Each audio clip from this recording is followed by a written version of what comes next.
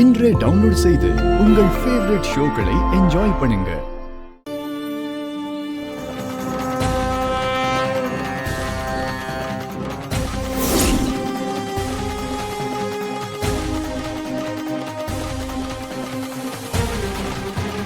திருவ பார்த்து மகாக்கு இன்ட்ரோ பண்ணி வைக்கலான்னு நினைச்சேன். அது முடியாம போயிடுச்சு. ஏய் மகா,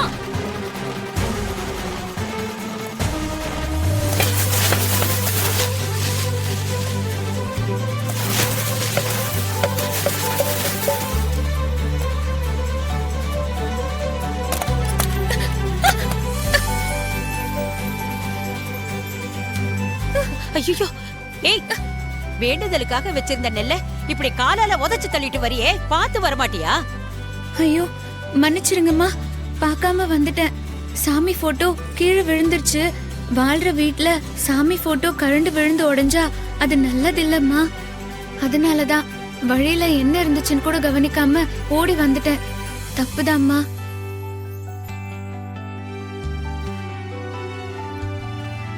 அது மட்டும் இல்லாம நிச்சயம் நடக்க போற வீடு சாமி படம் உடைஞ்சா அபசகுனம் மாதிரி. அதான் படம் விழற மாதிரி தெரிஞ்சதும் நான் எதை பத்தியும் யோசிக்காம வீட்டுக்குள்ள ஓடி வந்துட்டேன். அதெல்லாம் இருக்கட்டும், யார் நீ?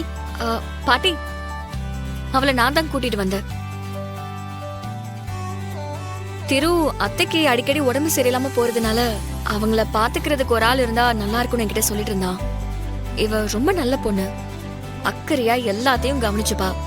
அதனாலதான் நான் இங்க கூட்டிட்டு வந்தேன். இவ பேரு மகா.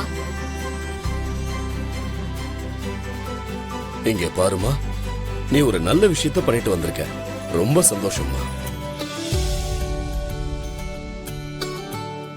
சரி சரி திவ்யா, இந்த பொண்ணை மேல கூட்டிட்டு போய் அம்பிகா அன்னைக்கு இன்ட்ரோடியூஸ் பண்ணி வை. சரி சித்தி, வா மகா.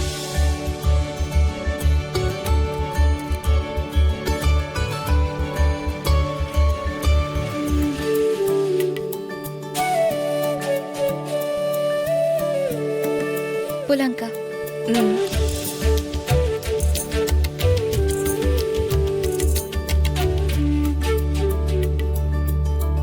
வா மகா.